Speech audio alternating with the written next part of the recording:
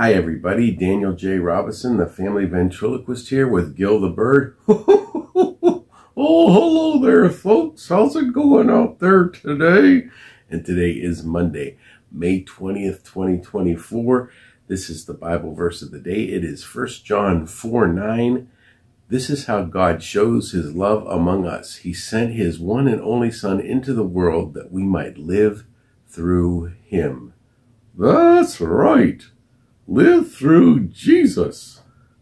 And we know that God loves us because he did send his Son as a sacrifice for us to die on the cross, and then, of course, on the third day, beat death and rise again. He rose so that we may live forever with God. That's right.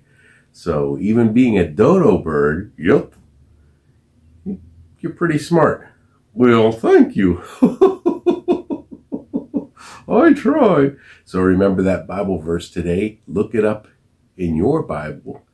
Make sure you spend time in the Word, spend time in prayer, and spend time worshiping God today.